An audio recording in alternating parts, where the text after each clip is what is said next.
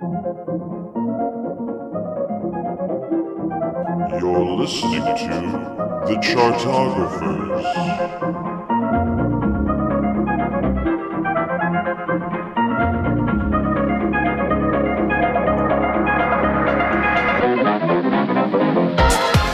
Hello, everybody! You are listening to the Chartographers. I'm Evan Sadi. I am your host. You might know me as an editor of Pop Matters. You probably know me as the host of this podcast, which is really cool because the Chartographers is a music-loving podcast for music-loving people, where we take every album from a particular artist's discography and we rank them worst to best and forget the rest. I don't know. We don't have a slogan yet. We're working on it. Anywho, guys, we have a very exciting episode today. We have one of the biggest rap artists of all time, and by all time I mean since 2004, and we're going to go ahead and rank his discography, but in order to do that, we have to have a very special litany of guests. Of course, first, as always, is the co-creator of this podcast, Taran O'Reilly. Taran! What's Hi. up, peeps? And what's up, jerks? How you doing? And also, this is a podcast first. This is the first for the Chartographers. Our very first returning guest. He passed the audition. He did so well. We decided to let him produce our album and use Jackson 5 samples. And now we're going to give him his own solo career at Rockefeller. Guys, it is Jon Harvey. Hello, everybody. Hi, Jon Harvey. How you doing? Hey, Evan, I'm really glad that you used the all-time. And with Kanye, it's important because you'll never hear anybody declare all-time more than Kanye West. No. The most all-time declaring of all time. That's right, guys. We were talking about Kanye West, Kanye. The Donald Trump of rap music, and we have so much to say because let's be real here. It's so this terrible, but it's so Oh, accurate.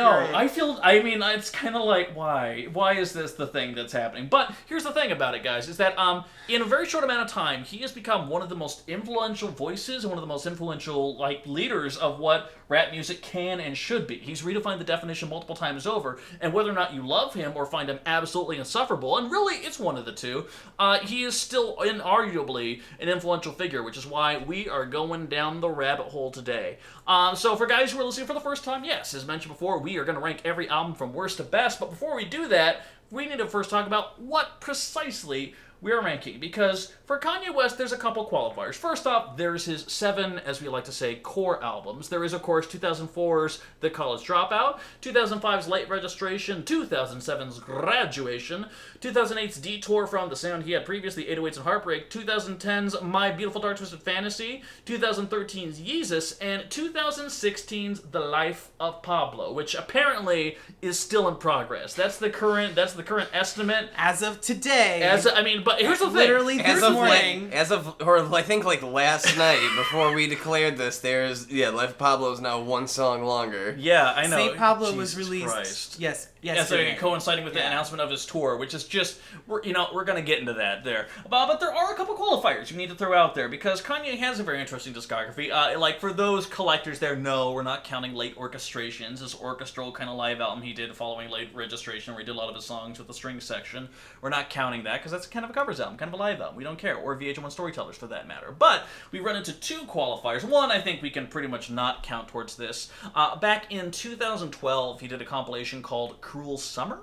There were a couple. It was basically his label compilation. There, he had a couple songs there, "Mercy" and "Click." I mean, he was officially listed as the lead artist on, I want to say, like 7 or 8 out of the 12 songs on there, but I would not consider that a Kanye album. I would too, for some reasons. Listen to previous podcasts when we've dismissed other compilation-style albums for similar reasons. Because he's not on every track, and he's not even producing on the tracks that he's not rapping on. So I wouldn't call it a Kanye album. It's definitely an album compilation. Yeah.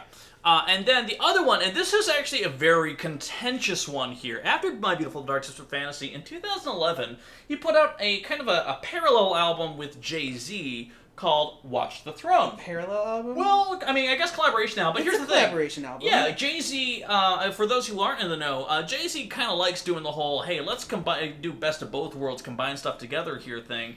And the only reason I say that is because he did it twice with R. Kelly. He did Unfinished Business and I believe Unfinished Business Did it too. once with Linkin Park. Yeah, he just God, loves he his, didn't he? his random fucked up one-off albums that he has there. And we were talking about, I have genuinely no idea, guys. do we count Watch the Throne See, as part of this? My thing is, because it really is like a Kanye, at least what it feels like to me is a Kanye project with Jay rapping on it. Now, I know that Jay had a lot of input in what ended up in the final piece, and I'm sure he had some input, like, during the production process, but it definitely, thematically, I think it fits after My Beautiful Dark Twisted Fantasy. Like, you can hear a lot of the same production techniques, so I would count it, but I don't feel super strongly about it, so if we don't want to, I get it. I mean, like, I guess, like, for all, yeah, I mean, it is, like, another Kanye West album, but the thing is, it's, like, not really representative of Kanye West, like, whereas everything is all such an enormous personality, and it comes from Ye. It's like, just kind of like a big hits album. Whether that makes it a Kanye West album or not is kind of, it's like its own kind of debate. Well, here's the thing. If we were doing a Jay-Z podcast, would we also count his R. Kelly albums and Linkin Park album and Kanye collaboration album, or would we not? I think I would. You want to go with it? We can lock it in. I guess let's lock it in, because at some point, if we did have to do something like Harry Nilsson's Nilsson and Newman, like, that's still, like, that would still rank. I would absolutely count or that. like yeah. Evan, when you and I were just talking about Robin earlier. Oh yeah, we were Jesus thinking Christ. about like yeah. No, good point. We would have to count the EP with Rourke Sopp and the EP she did with I forget the group deceased after dance that. guy. Yeah, the year after. yeah. So like. Yeah, okay, cool. Yeah. In that case, it is in. In that case, guys, we have a lineup of 8 albums. Now, before we get to the down and dirty, let's kind of get a little something all squared away here. How this works, basically, we're going to go ahead and debate these albums with all our personal preferences and points and amazing remembrances of lyrics and songs and our least favorite Kanye moments, which are plentiful. All that stuff together. Except the thing is that when there's 3 of us here, we have wildly different and wildly awesome opinions. But if for some reason Jon Harvey's like, no, you guys are all wrong, Watch the Throne is the best album he ever did, and Taran agreed with it, they'd both be wrong. But if it's 2-1, I wouldn't have much of a say. We'd count that as number 1 and move on. But that's not going to happen. In fact, here's what is going to happen, guys. We are going to take our countdown of 8 Kanye albums and start at the bottom of the list with number 8. So, guys, what is the worst Kanye album? That's such a hard question. Surprisingly difficult. Well, I mean, mine is kind of narrowed down between Watch the Thrones and the very recent Life of Pablo. Yeah, and I'd say mine is a pick between, Life of Pablo and Yeezus. And that being said, I'm going to go ahead and throw my vote towards Life of Pablo, and let's talk about why. Now, for those who don't know, Life of Pablo, his most recent album, is very much his long in the works. It feels like with Yeezus, because I'm not sure if anyone remembers the promotional cycle for Yeezus, this very aggressive, atonal, death grips, almost pseudo-industrial rap album.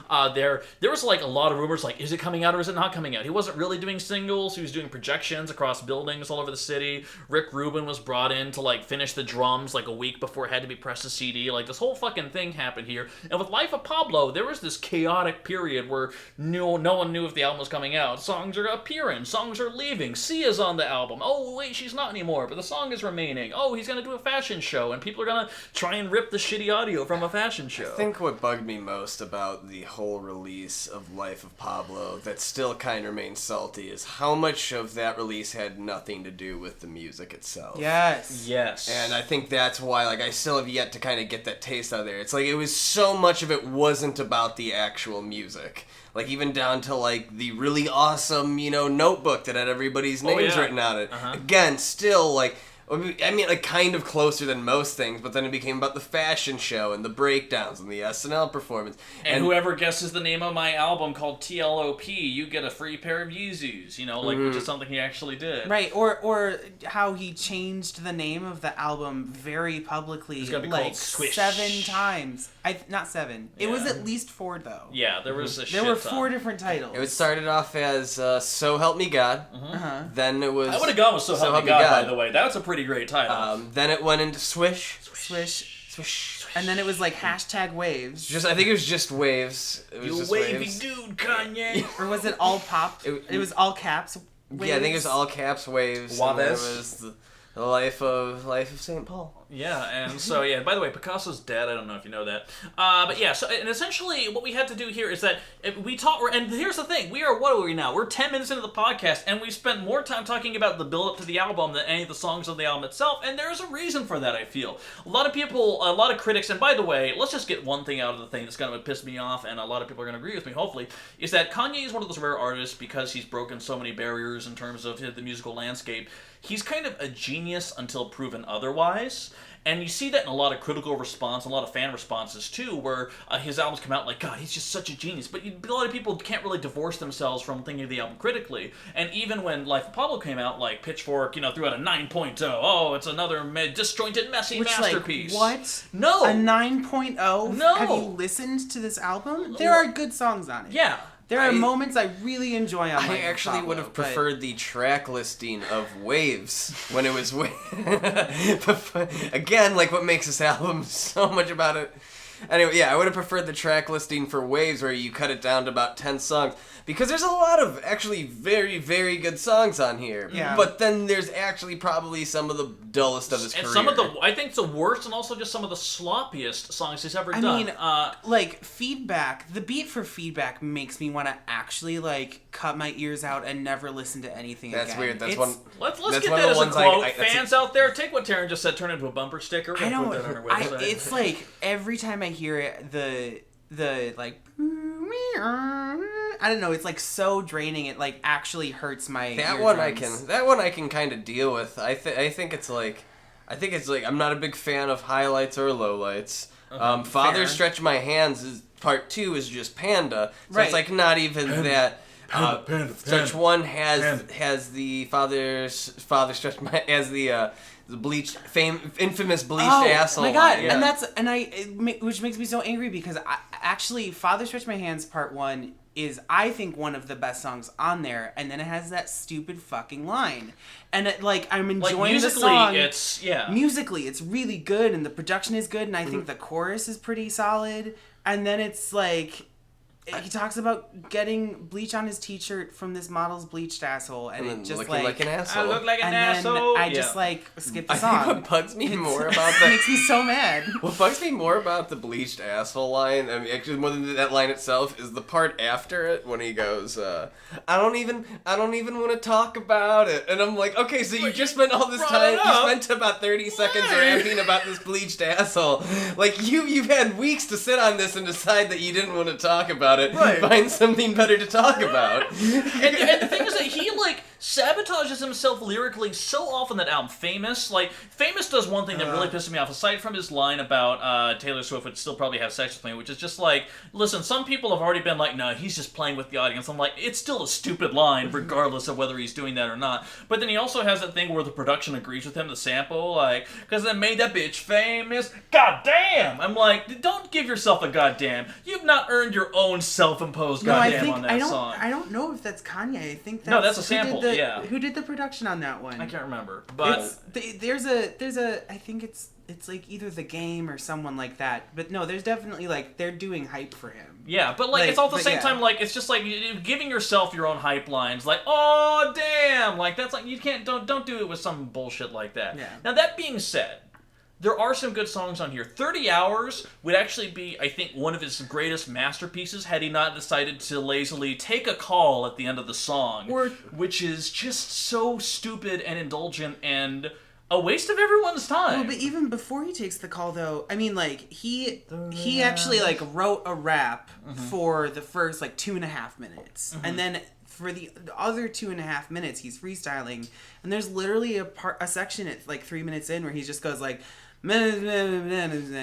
he's not saying words, and you're just like, God fucking damn it, Kanye, you're not trying at all. And he also does say in 30 Hours, this is a bonus track. So he definitely thinks despite the fact that 4 tracks follow it. He definitely thinks that, the album ends at Wolves, and then the rest of it he just wanted to include because it was good. Which was a good decision, because I think No More Parties in LA and Fade are also two of the only like listenable things on there. I think we'll also I think we've gotten there's a certain crowd that wants to hear us talk shit. I think they got their portion. I will gladly talk shit. Yeah. But like I think, but like also the album does have Ultralight Beam, which is also like a career highlight. Yeah. Like one of the... Now, Taran disagrees on that. Taran's not a fan of Ultralight Beam. I'm not a fan of Ultralight Beam. I think it's just empty. To me, it kind of sounds like he forgot to finish producing it. Or I don't... And there's... Because, like, I understand using negative space, and that can be really effective, and I think it was overdone in this track. I disagree. And I think... And I understand. And it's a really strong... I mean, the thing is, he talked about in the pre-release for this being a gospel album. And in my review, which apparently is quoted on Wikipedia, guys, FYI, fame. The thing is, that in my review, I talk about how this is not a gospel album. He may think because he has a gospel choir in the song, and because there's a couple of vaguely religious references sprinkled throughout, that it's a gospel album. This is not a gospel album, much less a gospel rap album. In fact, the guest on Ultralight Beam, Chance the Rapper, despite the fact that he borrowed so many tropes from Kanye, especially early College Dropout Kanye, he later went on and put out one fuck of a gospel rap album, which was just astonishing and very much incredible in its own way. But even his verse on Ultralight Beam is so good, and I keep coming back to it time and time again, because not only is he referencing lyrics from, like, Watch the Throne, and not he's referencing a lot of things in Kanye's own past. He throws out the line about talking about how he wants to have a good-ass job. Not a lot of people remember that in the pre-release rounds before College Dropout, he talked about how this young rapper had a plan for his albums. He was going to call his first 4 albums College Dropout, Late Registration, Graduation, and Good Ass Job, in that order. So the fact that he like brought that reference in, like, it's just like, it's fan service, but it's funny and it's just delightful, and it's not necessarily the same level as Nicki Minaj's verse in Monster, but it's one of the best raps on the entire album, and Kendrick's on this album too. It's a messy thing. Anyone that calls it a masterpiece, honestly, I think is lying to themselves, because there is some terrible shit on here mixed with some really great stuff. But by all means, it is his most inconsistent album. But hey, if you don't like our opinion of it, I'm sure next week there's going to be another bonus track on there, and we can regrade the album at that point. And I do just want to mention, I actually think... just before we move on from the album, I think that Real Friends is underrated. It doesn't stand out at first listen, but it actually has, I think, some of his best lyrics on the album, and actually, like, really has a strong, really depressing message, but it like... I think that's, like, also where it really separates him from, like, people kind of like Drake, where it's, like, I think, like, one thing that I've always come to appreciate about him is, like, he's just so vulnerable all the time, and I think that's, like, him accepting that, like, I guess, like, I can see, like, why, like, my family kind of doesn't want anything, kind of, like, doesn't, like... I'm not as tight with them as I once was, and maybe, like, I don't do much to do it either, and it's like he's taking a certain responsibility, and it's much more poignant than I think, like, most other, like, oh, you can't trust nobody, everybody's fake. I think it's like, more like, damn. Yeah. And it's also, I mean, it's not his best record, but you also have to give Life of Pablo credit, because just like you said, he's very vulnerable, and I think for one of the first times he admits a lot of flaws on Life of Pablo, which is refreshing and humanizing. And he's always sort of done that. I think it seems more powerful in this one because, like, he's been in so Kardashian Kanye for so long. Like, this is like, it's like, it's a weird thing. Like, maybe like that. Like, I'm totally interpreting this, but like maybe like this is like maybe like all this isn't like really good for my soul, and like there's a lot of crap that's coming with this. Even though like he spends a lot of time rapping, and it's just so like interesting that like at that point when he's like the old school kind of like that really questioning his like moralism, because like because, like, he just kind of hasn't been about that for so long. Even, like, the last two before that were really, like, super all about excess and, like a rock and roll lifestyle. And then it's, like, maturing. It's, like, growing out of that. It's almost like Neil Young's On the Beach. Oh, yeah.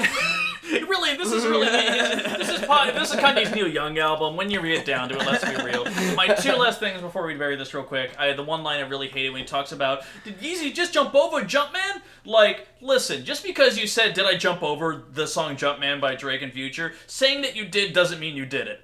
I have to point out how stupid that is. Much like the, oh damn thing. The other thing I want to point out, though, is we all have inexplicably forgotten to talk about the best song off there, I Love Kanye. Because, let's be real, especially when you hear it with the NBA theme song remix and the Seinfeld remix, Amazing. Fantastic. Okay, guys, number 8 I used to on our love list. Kanye. Anyway.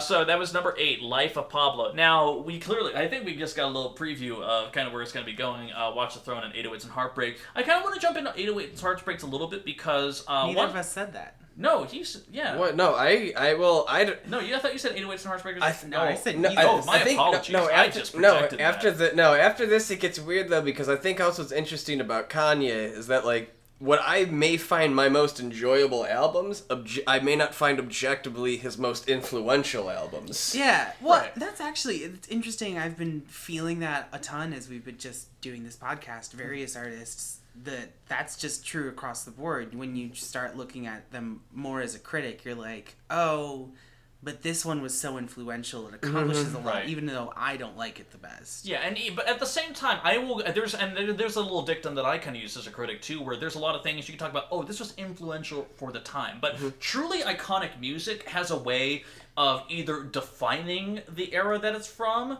or basically sounding like the era that it's from. There's a lot of really good 80s albums that sound like kind of the shitty synthy sounds of the 80s, and then there's those occasional 80s albums that are just so good that the songs just transcend, because when you hear Michael Jackson's Thriller, that doesn't really sound like a dated album, that just sounds classic. That sounds, like lived in and through. Even Prince, who definitely sounds very 80s, you take something like Purple Rain, and that also has kind of this classic feel. I'm not saying necessarily every album needs to be Purple Rain or what have you, but there's certain albums that are able to transcend, and other things that are very much kind of captured in the era that they're in. And so an album can still be fine if it's lost in the era, but at the same, because we really, in listening to this project, listening back to College Dropout Kanye, and just listening to the production on it, I'm like, man, he changed so much, kind of that thin, like almost electric acoustic sound that was used on a lot of rap music at the time. All the bongos. Oh, so many bongos. Oh my god.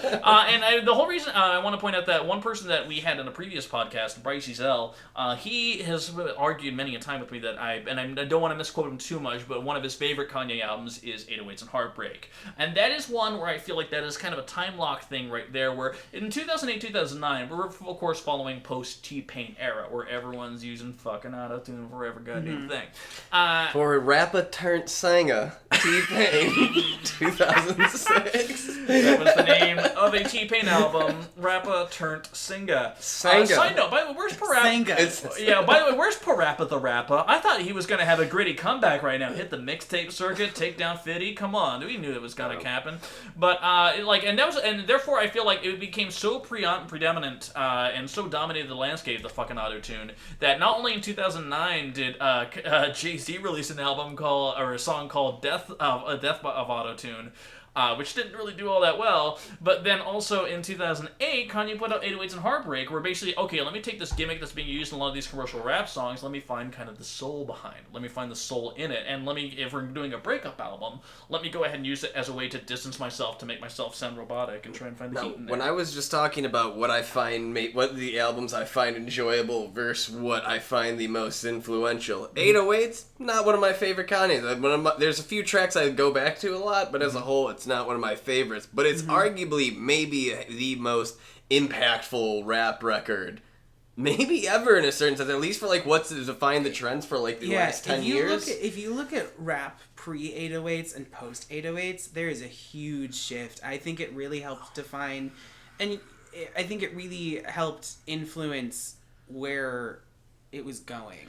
And I don't think that has to do as much with like the auto-tune trends, but I think that's where you get a lot of the guys like Cudi, who's already kind of building up at the time, and Drake, where it's not, because though it is a hip-hop album, it really isn't a rap album at all. And that's where he does if you have an artist that does like the kind of maybe like a trap thing, like the kind of mumbly singing thing, like kind of R&B-ish thing of your track, that kind of all originates after that. Yeah. But I would posit that being said, 808s is so tied into Graduation, and I would argue Graduation is more influential because this is around the time that him and the person who we never were going to do a podcast about, will.i.am, will.i.am, and this is a true fucking story, don't ask me why, when he was filming the movie X-Men Origins Wolverine, because apparently he's in that fucking movie. I've never seen it. I will never do it because will.i.am is in it. But he was in Europe recording and heard a lot of kind of the gestations of what modern EDM sounds like as we record this podcast in 2016.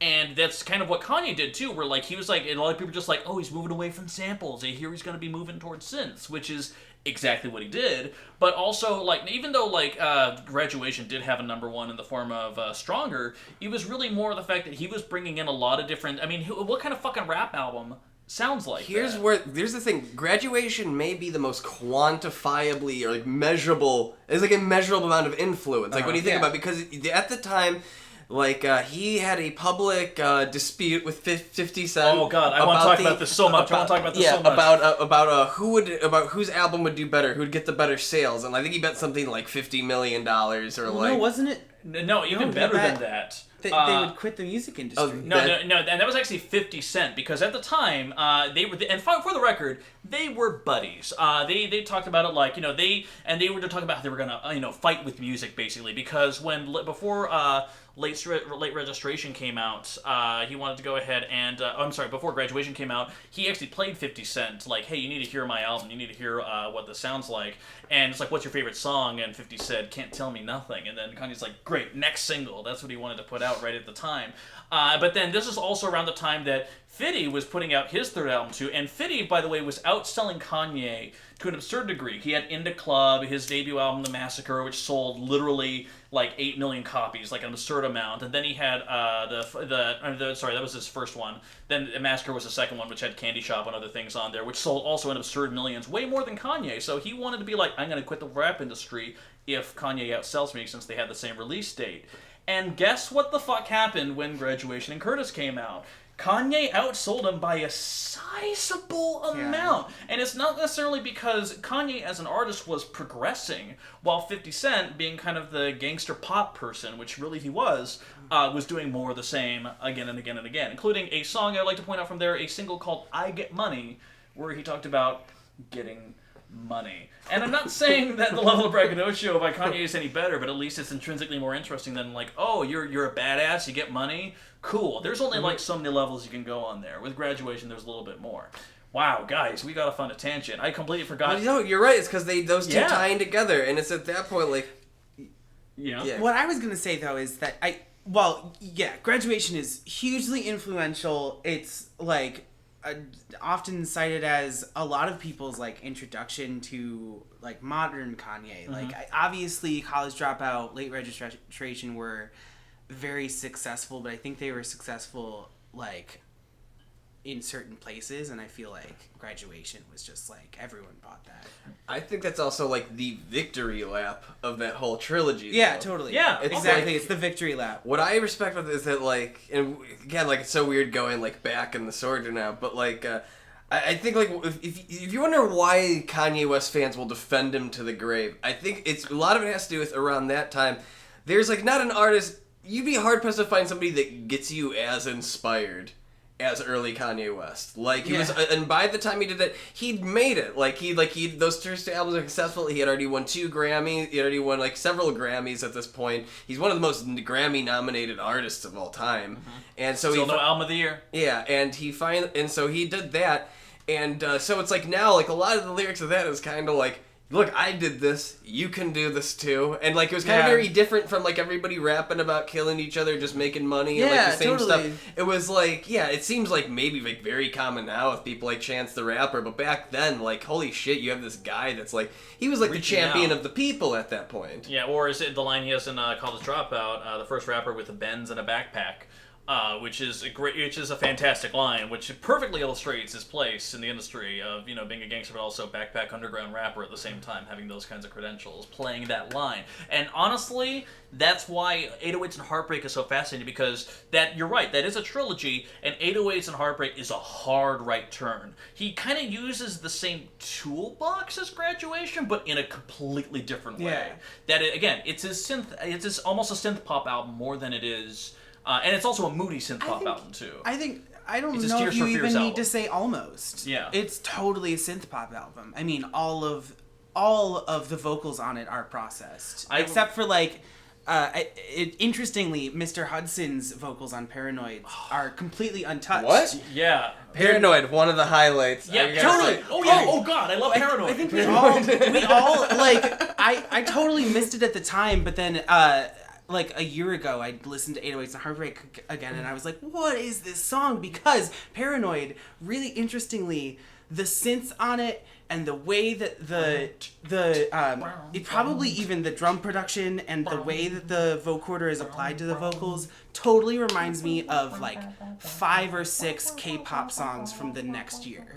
Like 2009 K-pop sounded like 808s and Heartbreak, to the letter. But you know what else? That song sounds like it 100% could have been on Graduation too. Yeah. More so than any of the other things. So that's almost kind of like his Candy. That's kind of like his Gimme. Like, listen, if you want to deal with Love Lockdown, there's this. And listen, I know we're going to get to our number 7, but we're on a really great tangent because one other point I want to make. Taran had this fascinating revelation in listening to 808s and Heartbreak.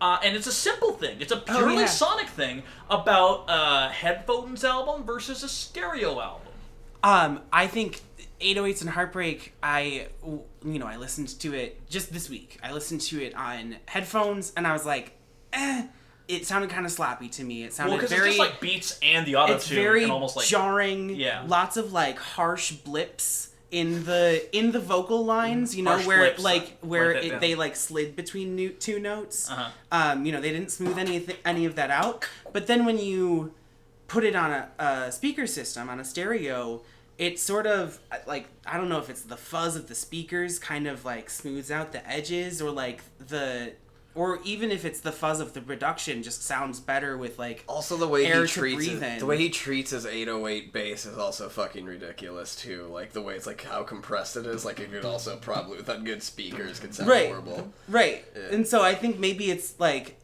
I enjoyed 808s and Heartbreak like markedly more on speakers, listening to it within 48 hours of the first time. Like it makes a huge difference in the sonic quality of the album. I think also, since we're kind of missing on some of the music, also I think another big highlight of that, and one of my favorite Kanye West songs in general was Say You Will. I think really Wait, really?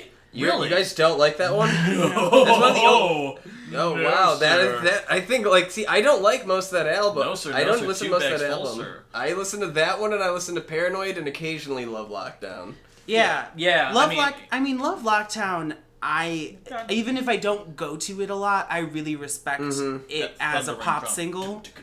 And it's really and you it's can so hear that on My primal. Beautiful Dark Twisted Fantasy. Even totally. though the drum pattern is like still like, especially look at like 2002 indie music, everything with like the fucking like the rolling drums, like even that kind of carried over really well. And especially on Love Lockdown, there's like the vocal samples at the end that are just kind of like guttural screaming. Yeah, I love that. Like, but also, I mainly think of this as the album that has that one song that Frey covered. wait, which song? Heartless. Frey yeah. had a top 40 hit with the Kanye West cover. With their big piano mainstream ballad. Yeah. Heartless has not No. You're right. aged well. You know what else hasn't aged well? Fucking RoboCop. Okay. I don't want no RoboCop. So, RoboCop is actually... RoboCop is hilarious to me because it's... Okay, obviously it's a garbage song. And we can all just say that outright. However, I think Kanye agrees with us. If you listen to his vocal take during the verses, it sounds like he's trying to keep laughter in. And also... If you listen to it, it sounds like an anime theme. Or the cutesy, a cutesy, like, schoolgirl concept that K-pop groups do. Like, it literally sounds like J-pop, like, strings and, like, oh yay, happy, like, there should be, like, cherry blossoms throwing across. And I think he just, like, knows, it's ridiculous. Which, again, you want to speak to the testament about this album. This one still is really successful. This had multiple huge hits off. That was still, like, one of the #1 records in the country for a while. But, at the same time, we talk about its influence, and I still am really hard-pressed to call it a great album. Fair. Mm-hmm. No, That's the thing, too. Right, I mean, we're getting really excited talking about it, but in all honesty, I'm really not going to put on Welcome to Heartbreak or Coldest Winter, anytime and that's soon. That's the thing, is that we really, I think, clearly all three of us really like parts of this album, but then it's really inconsistent. And I'd say I think it goes back to that dictum that we've had on other albums before. Yeah. It's an album I can appreciate way more than I actually enjoy. Yeah, agreed. I think the only last thing that I want to say about it is actually one last song, Streetlights, off of 808s Yeah. and Heartbreak. If you take away the crunchy production, which is just like slathered in a thick layer over the whole thing, it's basically a piano indie rock ballad. It's like complete with a harmony swell in the third act. Since we're about 20 minutes in without probably ranking. Well, we ranked one. We ranked one. Actually, no. Here's the funny thing about this, guys. For those who are followers of Chartographers, this is the longest we've gone between album rankings because we're actually 35 minutes into the podcast at this point right now. So here's what we're gonna do. We're gonna take a quick break and be right back and settle this. All right. Flashing lights. And we're back. Okay, guys, I'm not sure if you heard our master's theses that we did on synth era Kanye, but we are now going to come here with number 7. Now, we kind of previewed it a little bit before, but let me just hear real quick. Jon Harvey, what do you nominate?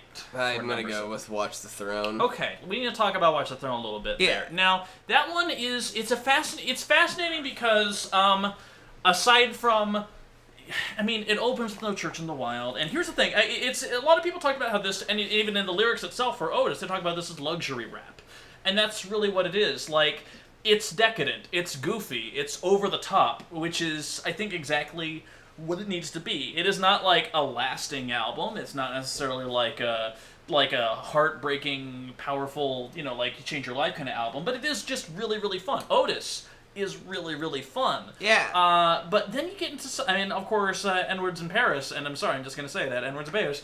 That one is also an incredible song, which when they did it in Chicago, they did 7 times in a row. Well, it became a competition from like city to city, how many times you could do it, and I think it eventually ended with somewhere between 11 and 13 times back to back by the end of the tour. But the crowd loved the shit out of that Boyatic production, like legit.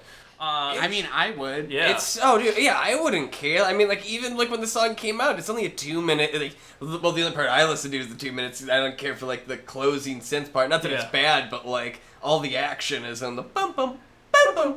Yeah. And so, but you're already listening to that in your car, like, 20 times back to back live. What's 13? Right, exactly, exactly. Yeah, and that's the thing. I think No Church in the Wild is possibly the best. No, not the best opener he's ever done, but it's up there. Yeah. It's. I think it's a really strong way to like introduce this really pretty intense album, honestly. Yeah. And I also really love That's My Bitch. Yeah, That's My Bitch is a great. That's My Bitch is a freaking great to song. all the and it Beyoncés. has such a great build and like a twist ending and. Yeah. But here's the thing, like for a decadent Call the Paparazzi on Myself kind of album, the times when they try and get weirdly, pontificating philosophical, just feels erroneous and weird. Like Murder to Excellence and Made in America, those are, I mean, they're right near the back end of the album, and like, listen, I know for the album they wanted to record in the same studio at the same time for every track while they went on this tour, like that was one of the things they did, but it's just like, this doesn't feel like the time to do that. Like, it doesn't, I hear the songs, I don't hear necessarily the emotional intent behind it, and it really, when you even get into Murder and Excellence, when Kanye's talking about the situation in Chicago, it's like, okay, this is interesting. I kind of feel like this is a downer on this album for, something, an album about toilets, Watch the Throne. But, damn it. I know, but at the same time, Why I Love You, I think, is also one of the more underappreciated songs on there. That is, like, it's a tacked on at the end, but, like, it's just fantastic. I don't know that I'd call it tacked on. I love you so! It's just the closer. Yeah, so, I don't know, that's just my thing. But, yeah, and I think about Otis, I think about even Liftoff, which is I kind of have weird feelings about Liftoff. The verses are, like... I have a soft spot for Liftoff because it was in a warm-up playlist for like a 2-month camp that I did. So I heard it like every day for a little bit, and I really like the drum shift at the end and the whole sort of like spacey. I mean, after the song lifts off, that whole the way quite literally, it's like produced like you feel like you're floating, and I don't know, I think it's There's some really ingenious stuff on there. Yeah. Which is why I would actually say slightly less enjoyable than Watch the Throne is Yeezus for me. Yeah, I really enjoy Yeezus, but it doesn't have any like great pop moments on it like Watch the Throne does. For me, I think Black Skinhead is a really great song, and I love listening to it, and it's produced ingeniously. Thank you, Daft Punk. You know, the like shuffling rhythm and the like vocal samples that are like, you know, kind of undulating. Like, I think it's really cool, but I don't ever want to listen to it. But here's the thing about Yeezus, is that, I mean, Yeezus is such a sharp turn for him in terms of kind of adopting this Death Grip style, like aggressive pseudo-industrial sound that he was doing. Mm-hmm. But what he was doing with it is way more important. And I reviewed this too, and I got so much shit when my review of this ran. But I think I just, mainly because I called it like it is, what he's trying to do is he's basically was trying to create almost like, bring back rap as protest music in a much more visceral, impactful way. And when you hear that on Black Skinhead, and when you hear that on New Slaves, there's these incredible moments, Blood on the Leaves, where it is deeply impactful, and he acknowledges his perch and his status in the industry as this, you know, very rich and successful rapper, but he kind of is conflicted about it, and there's some dark, brooding shit on there, but there is so much intent and power in that album that he fucks up so horribly with his just blatant, horrible misogyny. And listen, he's had misogyny before. I get that. Here it's just overt and just unnecessary. I like, this is again like, we talked about why people excuse Kanye's behavior from like in a nitpicky way. Yeah. Like I am fascinated by the whole production of that album. The reason why I would put that above Watch the Thrones is just because like there's the songs on there, like the variety of like weird, like the super punk rock, noisy as fuck production. Yeah.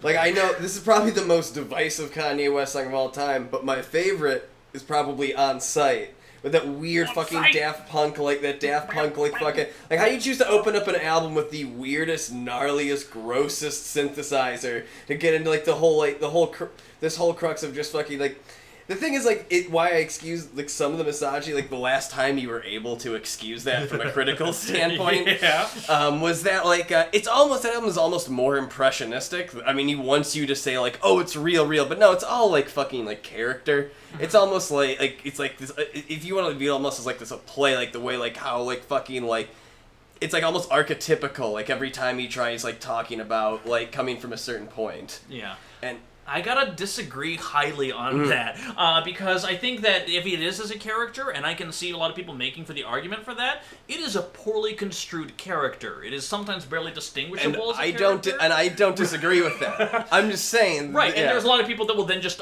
default excuse it like, no, he's just kidding, man, he's just cool. You know, he really doesn't want to go into your Hampton house and, you know, put his dick in your wife's Hampton just mouth. like You know? Donald Trump doesn't want to be president. You know, just totally. It's excusable. And like, that's what you say. For every genius line on this album, there is an equally ungenius line. Yeah. Yes. In this album. Like, by the way, guys, we made an order during that break just there. Have our croissants shown up yet? I'm waiting, and I don't know where they are. It's just upsetting. Right. And see, that's the other thing, is that while Watch the Throne has some, like, on its second half, Yeezus... There are parts of Yeezus that are, like, aggressively bad for me, and it also has some of the worst lyrics he's ever put to tape. And so I just, like, also Bound 2 is, like, speaking of aggressively terrible, Bound 2, which, I don't know, the chorus, the, like, I know you're tired, I'm not sure if it's in a different key from the rest of the song, but it sure sounds like it. And also the thing it's so jarring every time it comes in. It's just so sloppy. That sample isn't even it's all just Ponderosa Twins +1. Like, it's not, I'm not even sure if he did like a treatment over it. I think it's just literally. I mean, but that album just feels like, I mean, even on site where he's just like, you know, here's how little I care, and then random sample, and then back to like he just kind of like he deliberately fucks with you. But then like you get some lines like fucking you throwing contracts at me. You know these N-words can't read. Yeah, let's not forget, Lou Reed loved that when he reviewed it for Talkhouse. Mm-hmm. One of the last things he did before he died. I think that's like one of, I don't know, for me that's like a standout line of like that whole, like, I think it's like one of the more successful political statements on the album. Yeah, and that's the thing. That's why when we have the debate of Yeezus versus Watch the Throne, don't get me wrong, Watch the Throne is way more entertaining as an album and way more fun, and there's a lot more takeaway songs on there. But for intent and for purposes of what it tries to do, even if it's not wholly successful, I will give Yeezus the edge on that because it is that much more. He has never been as. I would argue it's his most ambitious album, and I do not love this album. But I will go ahead and place the argument it is his most ambitious album. And I think that's fair. So, okay, guys, in that case, are we in agreement that Watch the Throne comes in at number 7 and Yeezus at number 6? Yeah, I mean, there we go. All right, Guy, wow, that is awesome, and that's incredible, and guess what? It's only going to get really fucking hard now because we have 5 albums left. What are the albums? Glad you asked, Jon Harvey. College Dropout, Late Registration, Graduation, 808s, and My Beautiful Dark Twisted Fantasy. Woo!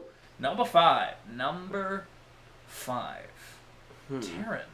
You know, for me, I'm going to give 2. Okay. It's between College Dropout and 808s and Heartbreak. Heavy sigh from Jon Harvey. No. Actually, he kind of. I'm in the same. I'm in the same point. It's between 808s and College Dropout. Well, here's the. Okay, so really briefly, I want to talk about College Dropout because when that album came out, the second it landed, everyone called it a masterpiece. Everyone said, because it was the debut, no one knew who Kanye was at the time. I was just like, guys, this is like funny, jokey, forward-thinking rap in a completely different way. He had the cosigns of all the intelligent rappers. He had Mos Def, Talib Kweli. He was working with everybody who's in Electric Ladyland studio at the time. And you know what? That's all still accurate. It's still a pretty great album. And it still has a lot of... I mean, it doesn't sound a ton like anything that came before it. It, you know, a little bit obviously, but a lot of those were Kanye. He took a lot of kind of like productions. RZA from Wu-Tang. He did a lot of the chopped up, sped up sample things, but Kanye put it in a commercial context. Yeah, so much better. You can really hear it on his production on the Blueprint with Jay-Z, but he made it a lot more. And a lot of palatable, people still swear by that's his best album. I'm not sure. We're not at that point, right. But a good chunk of people still say that's his best. Let's briefly talk about it, because here's the thing. Here's an album where I would say when we have the College Dropout versus 808s debate, there are way too many songs on College Dropout and also way too many skits. And when I say way too many skits, I mean way too many skits. It's a 24 album with about 5 or 6 skits. Including tracks 16 and 17. School Spirit skit 2 goes into another skit, Little Jimmy skit. He has a skit after a skit, guys. This is a thing that has happened. But I will say the highlights on the College Dropout are better than the highlights on 808s because that's a hot take. Taran may disagree, but here's the thing. Although we're kind of jaded onto it because it's just become so much enmeshed in rap culture as it is, Jesus Walks is still that's the song that sold me, by the way, on Kanye West. That's when I first heard that. I'm like, shit, guys, this is completely different from anything I think I had already lost my faith by 2004. And it's not that it's a bad song, but I specifically have like association. I have like a grudge against Jesus Walks because I think I just heard it at like a really that's fair. bad time. Right, exactly. But I don't like listening to it, and I think I mean, you do make a good point. There are I love the highlights from 808s. Yeah. But there are just so many more highlights on College Slow Jams is still a classic to this day. I mean, don't get me wrong, the light-skinned friend looks like Michael Jackson line is great, but I love that line. I know, and also let's talk about, I mean, he's never been as goofy as he has here. I'm going to play this Vandross, you're going to take your pants off. Like, just beautiful. Beautiful. I also love Ludacris as the choice for the Breathe In, Breathe Out. Breathe In, I don't know anyone else who could have sold that hook like that. Yeah. That the production on that track is really great too. Yeah. Oh, by the way, you want to talk about so many skits? Another one of my favorites on the album, "Get 'Em High," featuring Talib Kweli, even features kind of its own skit mid-song when he calls up Talib Kweli to convince this girl that they're friends so he can sleep with her. Again, so even in the album, you might find brief skits. There's like bonus skits. It's like Inception skits and inside this album. But in a way, he kind of does that during Workout Plan too, when he has all the like the confessionals or the testimonials. Testimonials. I'm Allie Mae from Alabama. Yeah. Role You know, that playing. kind of feels like the same thing. Yeah. Side note, New Workout Plan is fantastic. New Workout Plan is amazing. Mm-hmm. I didn't know that song before like a month ago when I was first like, okay, we're gonna do this Kanye. But like podcast, also, and it's amazing. we want to talk about the influence of College Dropout. I mean, I think all of that can even just be stated in its opener. We don't care. Yeah. Like it's just like it's. Dealing just to get high, stacking money till you get sky high. And while there have been, like, you know, you did have like Common, you've had like Talib Kweli, Mos Def, Black, so you had all these, you had all these other people, like the Roots, other people kind of had been that before, but nobody had been as successful on a mainstream level. Nobody single had gotten as big as Jesus Walks. What was the other big ones that were? I mean, Slow Jams is still one of his best-selling songs. New Workout Plan was a single that he put out as well. Through the Wire was the other major lead single. And that was the one that came, I think, from the EP before. Right, but then they did the video for it, a shitty video, by the way, because literally for a lot of people, their introduction was just, oh, this guy with his jaw wired shut? Is that like a gimmick? Is that like, no one really knew what that was, but they're just like, guys, his jaw's wired shut, and he's still throwing out punchlines. It's great. And while it's a kind of a pretty low quality video, I still say is there kind of like still like an iconicism to that. Like I still like very strongly remember that video, even though it's like a really like it's not great, like but like it's like it's very impactful. Like guys, Rockefeller afforded MS Paint for a whole video. Okay, it's pretty amazing. But when he at the end when he touches his poster, Shaka Khan. Oh, Kanye. Well, that being said, we talked about it a bit. I would say, I think we're in agreement, amazingly. I'm actually kind of surprised. Could we put 808s at number 5 and College Dropout at number 4? Yeah. Can we do that, guys? Wow. I mean, listen, you remember that first half hour when we just talked about albums just nonstop without ranking anything? I think we was well deserved. Yeah, we got some good discussions. Except here's the problem, though. Now, we are at the top 3. And the top 3, not to put any pressure on us, is Late Registration, Graduation, and My Beautiful Dark Twisted Fantasy. So, I'm not sure if you guys know that. Those are relatively well-regarded albums. And, just because I want to kick off the discussion here and because I'm an asshole, Jon Harvey, number 3. See, like, again, this, like, returning to, like, what I enjoy the most versus most influential, like... well, here's the thing, and the most influential thing, I get that, but we're ranking the best, and the thing is, the best will be generally a mixture of influence and your favorite, and so the album I've listened to the most still has to be Late Registration, which I think is the old, Late Registration, and then next also comes I listened to My Twisted Fantasy a ton, but also after going back, while prepping for this contest, this podcast, there's gonna be a winner. This contest, You're gonna get a fur. No, I graduate when listening to Graduation, I feel like when I think of that, everything I love about Kanye West and everything I feel about that, I feel like is just most present on that album. The inspiration that I get from that. Yeah. Here's my conflict. Here's my conflict. Graduation, out of our 3 remaining albums, Graduation, I think, has the strongest collection of not great songs, I would argue. But the highlights and the vibe that we get from that album are extraordinary. I would argue against that, actually. Okay. I think that the weak songs on Graduation are stronger than the weak songs on either of the other 2 we have left. Interesting. Okay, well, let's kind of Guys, we've been kind of dancing around it a little bit here. Let's talk about My Beautiful Dark Twisted Fantasy a little bit. This was, now for the record, especially for those who are vaguely unfamiliar, A, you're an hour into a Kanye podcast and you don't really know a lot about him, you're in for a hell of a trip. Secondly, this is an album that it was an incredible thing because at the time, before this album came out, he was the most hated man in America for a litany of reasons. Reason number one, first off, there was, of course, the whole Taylor Swift incident when I'ma Let You Finish, running up on stage at the VMAs, taking the mic from her as she was about to accept an award and said, Beyonce had one of the greatest videos of all time. Side note, we also should have a separate thing. Listen to it in the Happy Hour mini-sode. We would talk about how weirdly attracted he is to Beyonce over his own wife. And then the other thing...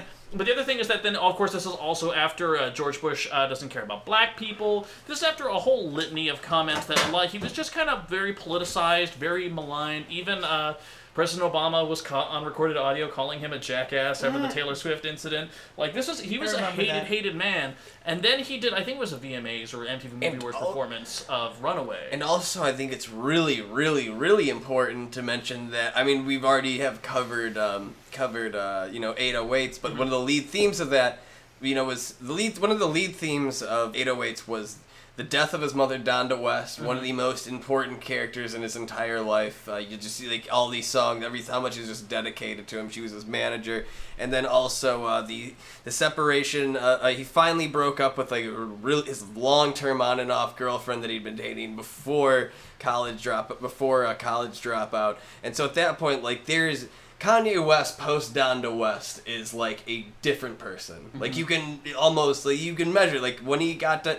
He's not the same person. He doesn't have that kind of moral compass, which is kind of where a lot of the stuff, where the themes of Twisted Fantasy come from. This kind of lack of moral guidance, especially without his mother, almost defines a good portion of all the pain and weird sleaziness that comes with that, or just all I don't want to say sleaziness, but all kind of the character deficiency. There's an acknowledgement of it. I think that kind of comes after this. Yeah. And the thing is that for all the things that he was hated for, this album dropped and almost became intensely iconic the moment it did. Because it just became his instant greatest album. It became an amalgam of so many things, one of the most ambitious things he had ever done. And here's the thing, I remember certain publications were not afraid to be perfect score, best album ever. And here's the thing though, looking back at it, it is not a perfect album, but god damn it if it's still not incredible for a litany of reasons. Number one, one of the greatest, and here's the thing, we only talk about it in spare moments, greatest rap verses of all time.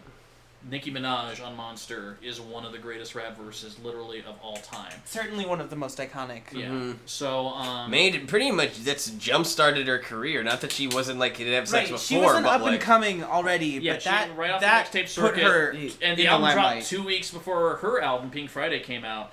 And that fucking verse, as everyone talked about, it was just it was huge. It was fucking huge at the time. It was better than... it was better than anything else on. And also Pink Friday. Better than anything she's ever done. Yeah. It's the best. It's literally the best verse she's ever recorded. Yeah. But there's that. But then, we can talk about that. We can talk about All the Lights. We could talk about the song that hooked me was Power, and just that fucking, just the sheer, pure rock anthem that was. Also just researching production on this song, it's just so cool. Listening to Mike Dean going through the process of matching the guitar tone from the King Crimson sample to make it the overdub guitars sound like they're an extension of the sample. It's all this there's some crazy production just going on there. Yeah. When you listen to All of Life, if you go on the Wikipedia page, you might have noticed that there's about 16 guest stars. There's a point where there were so many people that worked on this track and came over and did attempts on this album that instead of just settling on one, he divided. You'll find that certain segments will use up to 3 different iconic musicians at a time.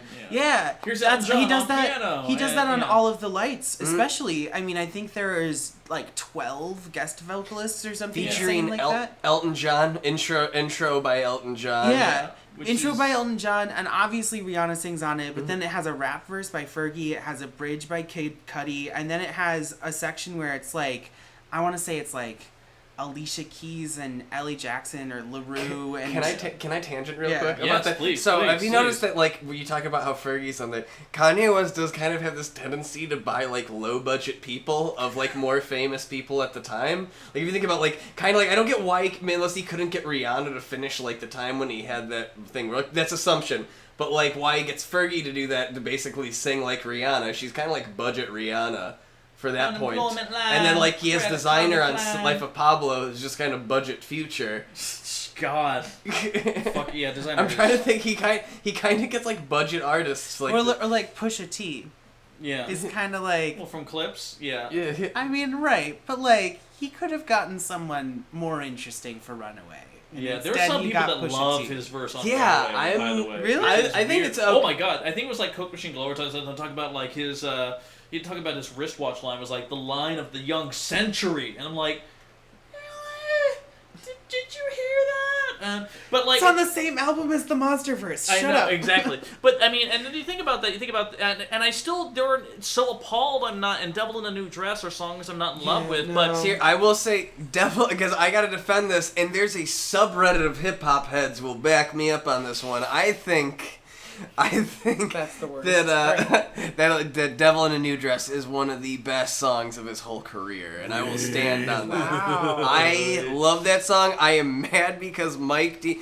Another fun fact: Mike Dean is banned from the Kanye West's famous Kanye to the Forums for being such a troll, and he offered in an offer to get unbanned from the forums, gave an extended version of I forgot which song off of 808s, and then said that he would release an extended solo for the Devil in a New Dress song, and I'm mad because he of course never released it, and now I know it exists, and I'll never hear it. side note, can we briefly talk about the sample party that went on with Blame Game? The piano sample on Blame Game, which is a song Taran's not a huge fan of. No, okay, so Blame Game, the problem with Blame Game is I actually really do like that song. I think it's a very pretty song, and I think it's one of the most poignant things that Kanye has ever recorded. I think that his lyrics on it are pretty consistent, and it's emotional, it's powerful, John Legend sounds great, and then you bring in fucking Chris Rock to say the most ridiculous shit. Yeezy It's like, top. damn, your pussy's just massaging my dick. Who taught your pussy to do that? Oh, did Yeezy post to this Oh, pussy? right, like, oh, look at this It's like, no, I think the line is literally who reupholstered your pussy is the line. Did he and I'm teach- just like, I- God damn it! Like, it makes me so I mad love how your because it's Chris so Rock sounds like And then Matt you see Williams. it's so fucking ridiculous. That sample is that actually a sample of Amber Rose going Yeezy time? I have zero idea. But here's the thing: the sample of that pretty piano part. Here's the thing about that. That is Aphex Twin's April 14th from his Drugs album. And funny enough, you know who tried to do that sample like 3-4 years earlier? The Lonely Island on Saturday Night Live. They had a song with Adam Levine called I Ran So Far Away. And they used that sample, but they didn't get clearance at all, which is why it doesn't appear on any of their shit. But then Kanye's like, I like that. I'm going to say. And Richard D. James of Aphex Twin licensed that sample one of the only times he's Actually, ever... that's not true. Oh. They actually contacted Kanye West. He said they wanted to use the sample. Kanye West team contacted him. Richard said, don't use that one, let me rearrange a different one. They didn't care and just stripped the original one, and then he's like, nah, I don't approve, and they used the sample anyway, and he sued them and they settled out of court. Oh. See, guys, this is why Jon Harvey's here. This is correct me when I'm just spouting off some crazy old bullshit. Well, I mean, that was Side until note, way Cyndi later. Lauper recorded 8 songs on this album, all of them cut. Back me up on that. That didn't happen. I'm just making that up. Also, Who Will Survive in America, Lost in the World. Fucking great closer. I love that. Yeah, that is so good. And here's the thing, that album was that is the album. Here's why I think My Beautiful Dark Twisted Fantasy, I don't know if I can put it at number 3, but I might have to, is because that is an album where, unlike Life of Pablo, and unlike, honestly, the albums that came before it, that is an album where he was at peak critical mass for attention in America, where, like, everyone was focused on him, everyone was flipping him off and hating him, and he spun that into an album. Because with a lot of pop stars, once you reach, like, a Beyonce, Rihanna level ubiquity, you're able to sometimes parlay your own personal image and personal news stories into art. You know, Rihanna did that, I think, somewhat poorly with Rated R, her album post-Chris Brown incident, where she was like this dark, sinister, brooding album where a lot of people, she kind of used it in her own way, but it was just kind of just weird and dark and messy in its own way. And here, he parlayed his outsized personality into something that was relatable, where he talked about, you know, he is an asshole, but he's kind of apologetic, but not really, and Runaway is one of the most iconic songs of the young decade, I would say that. I think I'm going to question how you're framing that. Okay. Because it's not necessarily always that they're, like, using their personal issues, like, No, but he has a certain degree of notoriety. I don't know, and I he feel plays like- off that. He invites people into that world. Okay. And that's the biggest thing. And I feel like because he was at the point of infamy, the highest point of infamy, he was able to do that. And that's why you can't really enjoy My Beautiful Dark Twisted Fantasy if you have no idea who Kanye is in the first place. There has to be a little bit of buy-in. But at the time, who didn't know about Kanye at the time? And therefore, because of that, it's this mixture of ego and, you know, public figure and art together, which because he's not as notorious from that time, he wasn't able to duplicate. And it's weird, like, for how accessible, like, even, like, when he's, like, it's so, I find it just so wonderfully self-destructive. Like, it's a guy, like, it's just basically a man with a death wish. Like, and when he does that, though, it's like, but he's, with that death wish, because it's Kanye West, like, you still get, like, the super, like he's like even like the certain fashion sense, like there's certain like lavishness. It's like all about like the total excess and then drowning in it. And like sometimes like you get like these really traditional hype rap lyrics where he is rapping about that shit, and then eventually it comes around and just destroys the soul about middle way through the album. And that's what I love about it, is that like he can have his cake and eat it too, the whole album. Right, and and again, it's not a flawless album, but I mean, you can mention any of these songs to me, and it's not like I hear the melody, I hear the whole song. I hear all of Power in my head. I hear all of Hell of a Life in my head. I hear, I hear these songs, and especially Runaway, I hear all of that. Evan, your team's full of Urkels because you Winslows. God damn it. Well, in that case, I gotta do the tough thing here. Taran, number 3. Oh, yeah. My Beautiful Dark Twisted Fantasy. Really? Number 3. Okay. Yeah. Now, would you agree with that, Jon Harvey? You know, this is honestly, like, I don't even know what to settle for that. I Right? don't know. Like, it's like, we're at this point, and here, let me just throw one other thing out there. In going through a process, because I don't know if you know this, the whole reason that you're listening to the Chartographers, aside from all our terrible, terrible jokes, mainly mine, is the fact that we really take what we do seriously. We listen and we research heavily before every single one that we do. And part of it is very important because, while I could have done this podcast, like, if it's like you woke me up in the morning, ever doing a Kanye podcast, I could have been, like, doing it, and I could have said a lot of things, and about as stupid as what I'm saying right now. But the thing is, in going back to the week before we actually recorded, you reveal some things. And for some reason, when I listened to all of it together in the week leading up to it, College Dropout lost a little bit of the magic that I previously kind of associated with it, and Late Registration came a little bit more into focus for me. Yeah, that's how I felt with Graduation as well. I didn't listen to Graduation as much, and it came back, and that one, like I said earlier, I think had this certain sometimes the strongest Kanye feel when it's at its highs. And I think also what comes, like, why Graduation probably came at fourth is that I think while that production is still like ahead of its own time, it's still like kind of part of the mold of 2004. I think when you get to by the time you get to Late Registration, and I think now's the perfect time to talk about that album, is that production is so timeless. I think he could still release that album at any point in his career, and I think it would be just as successful at any time he released that one. Yeah, I think the thing with College Dropout is, like, he's using samples. Yeah. And it sounds very good. That was his crutch, almost. Whereas when he moves into Late Registration, I mean, I think the step from into Late Registration is he has a fuller sense of producing, but also I think he has a much bigger budget. So it just sounds smoother, and it sounds like it was made on higher quality equipment. And then on Graduation, I think he finally takes the step, and he doesn't just use samples, he creates a soundscape with the samples. and he really it's a lot more fleshed out and polished. But at the same time, one thing to keep in mind, though, with Late Registration, one of the weirder things that he did at the time is that he brought on a co-producer for the entire album. And he brought on film composer Jon Brion, a.k.a. the guy who did a lot of Paul Thomas Anderson scores. I think his big famous one was for Punch Drunk Love. Yeah, Punch Drunk Love. That came out, I think, around the same exact and time. I Heart Huckabees, and like lots of other like whimsical, joyous scores like that. Like, you're getting fucking Jon Brion to do this, and mainly because like he has a good sense of what strings are, and what he's able to do with them, and he uses them rather effectively. Now, keep in mind, there's a couple things here. Touch the Sky, the big horn-driven sample one, is produced by Just Blaze, Kanye's partner in crime with the Blueprint era Jay-Z. Well, you went on got another tidbit what behind the scenes before College Dropout.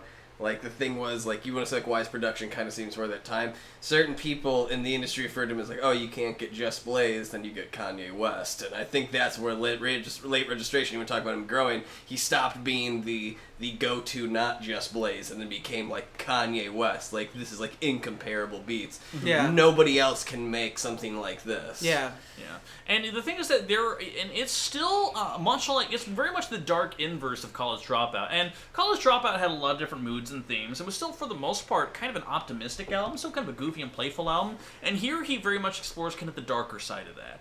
Aside from addiction, and aside from, of course, even Diamonds from Sierra Leone. He talks about kind of more social issues. He talks about a little bit more personal issues. He talks about Roses.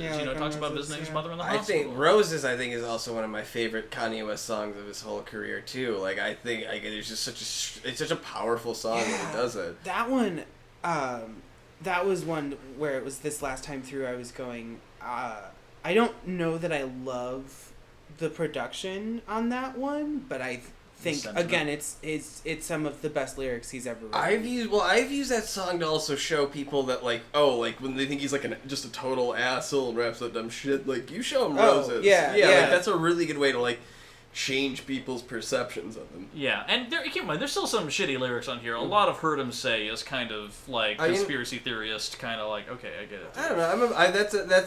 I really love that song. 'Cause I think again, you want to talk about him slowly becoming the people's champion. I think that's also setting the precedent. I think that in a certain way, you want to talk about Kanye West declaring something rather than saying something. You would oh, this is a gospel album, or it's this and that, without actually putting the work in. I think that kind of also comes into play where just by having that song first kind of makes up for not actually saying it sometimes later in the album.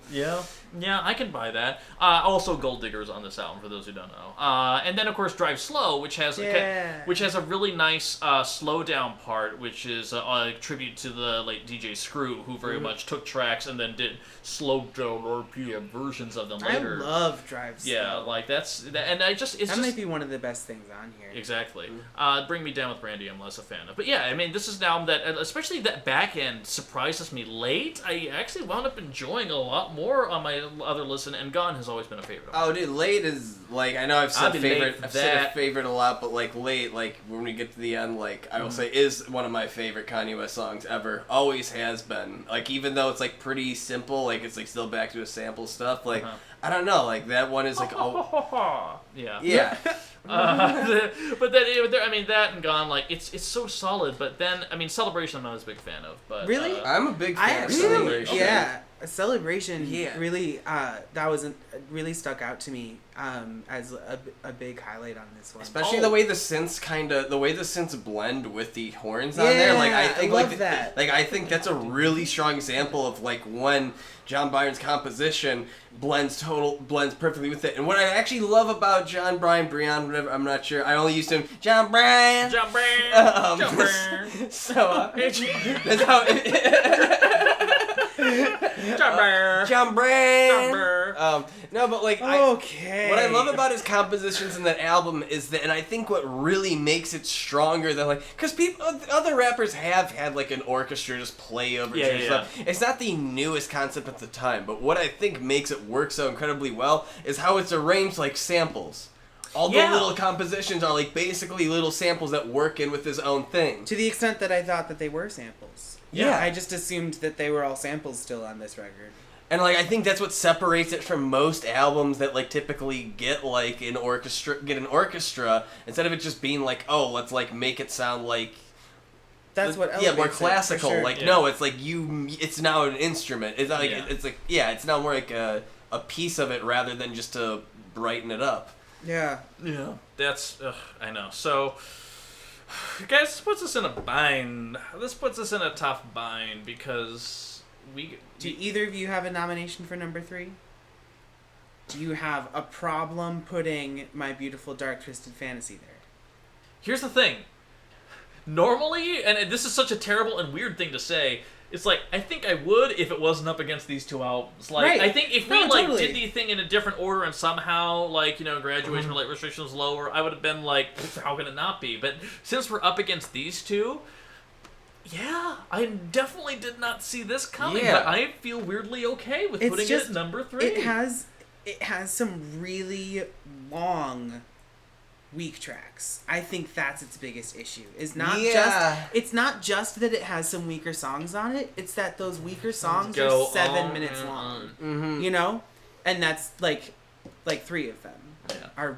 They just take up so much sonic And also, space. other than being his most critically acclaimed, and I think like being like most and it is like okay, I think a certain amount of it it's I don't know. It's so hard to like factor in like what influences your decision on this. Yeah, I mean, and the thing is, again, listen, people come to the Chartographers for wildly erratic and not well rationalized opinions, and we are bringing that. I think right it's now. also come for the fun. I think it's so weird for me because I think like the highlights on Twisted Fantasy, I think for me are a little bit stronger than the highlights of Graduation. Yeah. But also I think Graduation is a little bit tighter, and I sometimes pull more from the vibe of Graduation. And a Graduation is by far my most played Kanye album. Same. Yeah. Huh. Yeah. Yeah, And I absolutely. would definitely say it's tighter. And, like, it's one of those things where, like, it's a summer album, but it's, like, also just a loose and fun, and sometimes the production on it. Can we talk about Flashing Lights for a hot second? Can we talk about... It's my favorite Good Kanye Life? track. I mean, Yeah. just that... Welcome to the good life. Yeah, exactly. That's just Right, like well, and that's like the height of T-Pain. Oh, God, yeah. That's like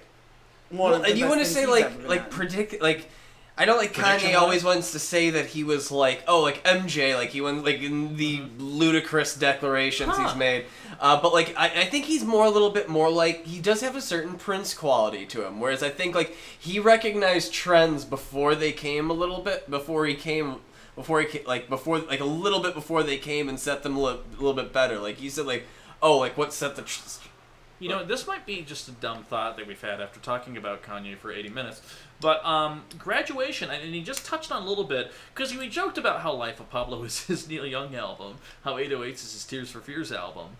Graduation might be, and just hear me on this, what if that's his Michael Jackson album?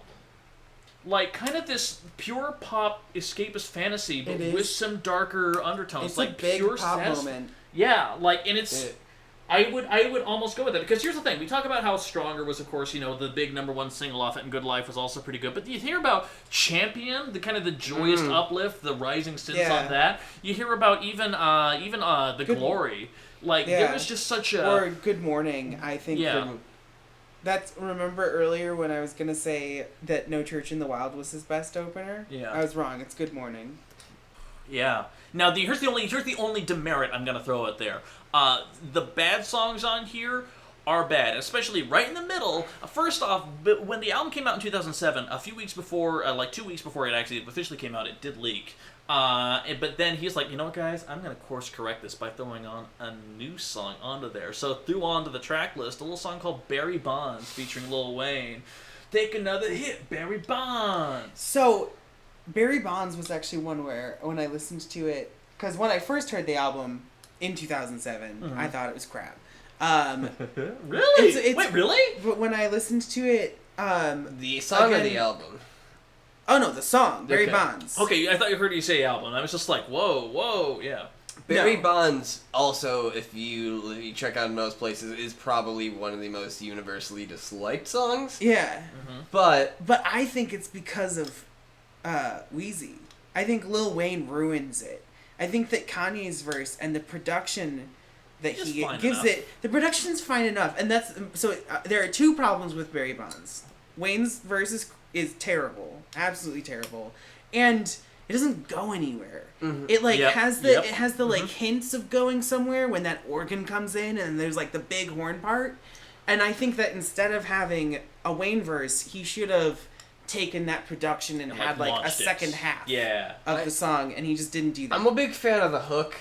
I just like when here's another hit, Barry Bonds. I mean, and then I can't yeah. really other than But then he follows that up with a song called Drunken Hot Drunken Girl. Hot Girls. La da da da da. It's so bad. Yeah. Yeah. It's just That is like the stone in its pocket as it's being weighed down Virginia Woolf like to the bottom of the pit. It's utilized. It's made from a can sample, and it's like I don't like More it like a can't sample. And like instead of like adding anything to it, like he just like it's instead of singing like the German words, he just like kind of adds like a bunch of like Cause he misheard it as Drunken Hot Girls when he first like listened to this German album. It's just like, shit, I gotta make a song based out of that, and it's like, oh, do you have to do that?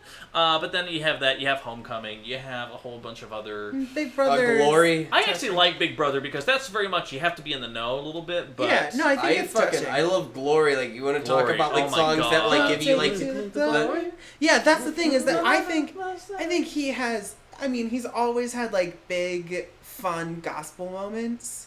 His stands in a Speedo biggest, and like looked like a his fucking biggest, hero. happiest moments, I feel like, are on Graduation. Yeah. I think what I love most about him comes from like the things I like why like I will become one of those weird people that like wants to defend him to the grave up until Life of Pablo. Like why you want to defend him is because you're like when he's in that moment, like he's the people's champion, hence by the song Champion. Like he did change he did change the game. Like people were done with that. Like you could talk They were about done more. with 50 Cent style rap and they're ready to move on to something. And on top of that, the production like got away like where it's done like all like the hip hop norms just being sample based or just like or like whatever like traditional norms there. It's like now like where production had gotten more like a little bit more like more detailed. Like you're not using like weird kind of synths and you could throw in more influences. And you could make the argument like I couldn't tell you why Graduation isn't the most important Kanye West album. Yeah, no, that's a very good point. I think it is it's my pick for number one. I'm just gonna say that right now. It's. You know what? Now that we've talked about it and now that we've delved into both albums a little bit, guys, let's call it. Let's go ahead and do a reverse order of what we just have. Guys, we have at number 8, The Life of Pablo. At number 7, Watch the Throne. At number 6, Yeezus. At number 5, 808s and Heartbreak. Number 4, The College Dropout. Number 3, My Beautiful Dark Twisted Fantasy. Number 2, Late Registration. And the number 1 Kanye album, Graduation. I actually feel really good about that list. I can sleep with that. Yeah. I can sleep in that and not be too sad. Right, yeah. Jeez, oh man, guys. That was intense. Yeah. We got into it. We were on site for a lot of it. And, that was I feel like our most in-depth discussion of like production choices and song structure and the artists to themselves and their cultural impact. But you know what? We're not done. We're not done. We're not done because right after this, as always, we have a happy hour podcast where, guys, we're going to talk about a whole lot more. So in the meantime, thank you so much for listening. We really do appreciate it. When we recorded this is the longest one that we ever did. So your patience is appreciated. We hope you weren't too bound to keep listening. We really don't. But I just want to keep And we hope that you listened to St. Pablo. We don't hope that. No, we don't. Listen to the podcast. More terrible. In Paris and more going gorillas. More terrible terrible Kanye impressions to follow on the Happy Hour Minisode. You're listening to Chartographers. Put the pussy in a sarcophagus. Thank you for listening. We're gonna keep on listening. Bye, guys. Bye. Bye.